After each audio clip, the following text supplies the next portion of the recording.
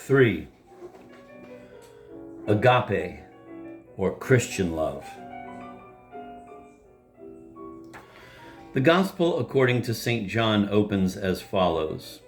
In the beginning was the Word, and the Word was with God, and the Word was God. In him was life, and the life was the light of men. And the light shineth in darkness, and the darkness comprehended it not.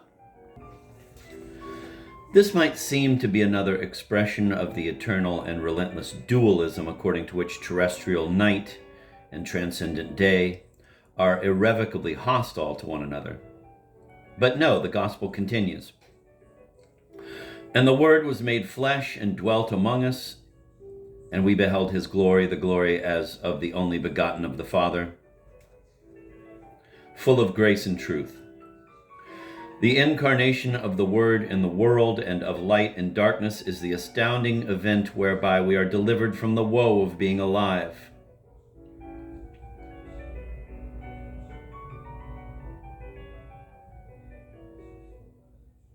And this event, in being the center of the whole of Christianity, is the focus of that Christian love which in Scripture is called agape.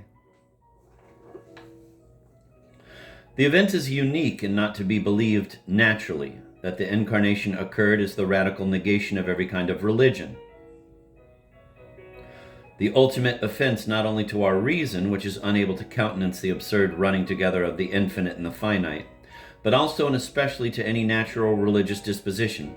Every known religion tends to sublimate man and culminates in condemning his finite life. Our desires are intensified and sublimated by the god Eros through being embraced in a single desire, whereby they are abolished.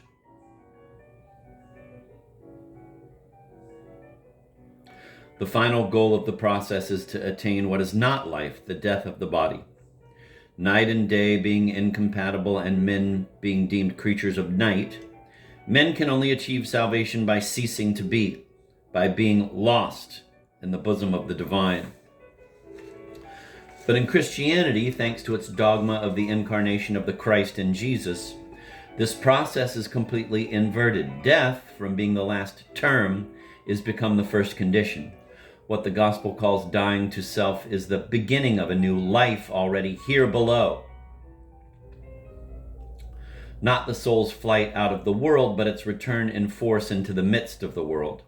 It is an immediate recreation, a reassertion of life. Not, of course, of the old life and not of an ideal life, but of our present life now repossessed by the Spirit. God, the real God, has been made man, a real man. Darkness has comprehended the light in the person of Jesus Christ. And every man born of woman who believes this is born again of the Spirit here and now. Dead to himself and dead to the world insofar as self and the world are sinful, but restored to himself and to the world insofar as the Spirit wants to save them. Thereupon, to love is no longer to flee and persistently to reject the act of love.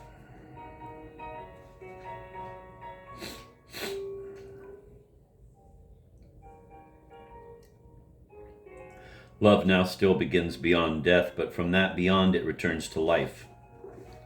And in being thus converted, love brings forth our neighbor. Eros had treated a fellow creature as but an illusory excuse and occasion for taking fire.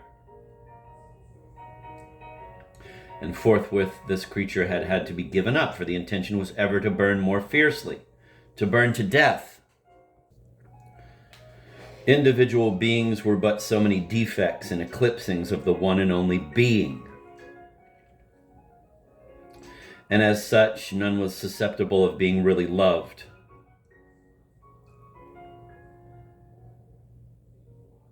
Salvation lay hereafter, and a religious-minded person forsook the creatures from whom his God had turned away. But the Christian God has not forsaken us. He alone, among all gods known to us, has not turned away. Quite the contrary, quote, he first loved us, end of quote, loved us as we are and with our limitations. And these he even went so far as to put on, making himself as one of us. In thus putting on, though without sin and without self-division, the garment of sinful and manifold men, the love of God has opened an entirely new way to us, the way of holiness.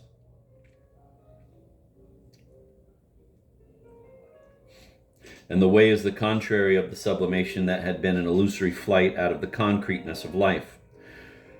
To love according to this new way is a positive act and an act of transformation. Eros had pursued infinite becoming. Christian love is obedience in the present. For to love God is to obey God, who has commanded us to love one another. To love your enemies is to shed selfishness and the desirous and anxious self. It means the death of the solitary human being.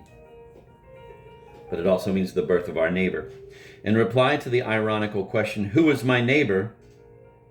Jesus answered, "Whoever has need of you." From that moment, every human relation has been given a new direction and being given a new meaning.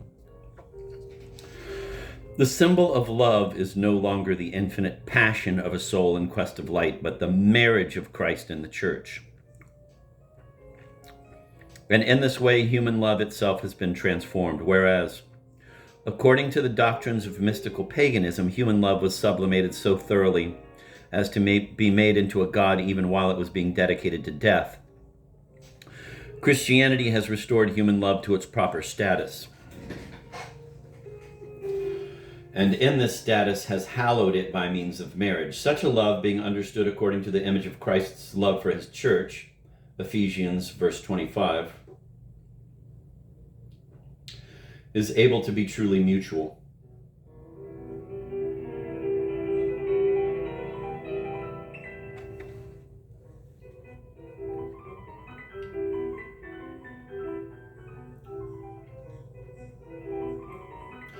Such a love, being understood according to the image of Christ's love for his church, Ephesians verse 25,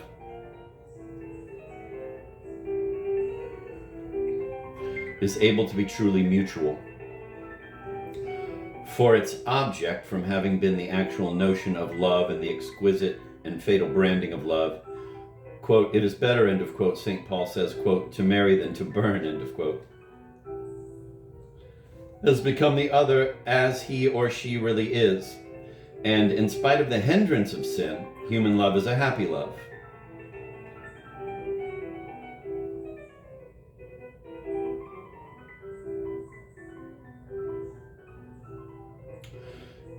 And in spite of the hindrance of sin, human love is a happy love, since already here below it can, by obedience, attain to the fullness of its own status. When pursued to its logical extreme, the dualism of night and day had resulted, from the standpoint of life, in the ultimate misfortune, death.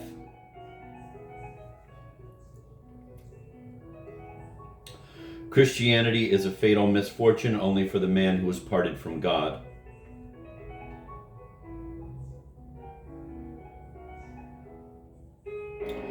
But it is a newly creative and blessed misfortune already in this life for the believer who, quote, "takes the cup of salvation," end of quote.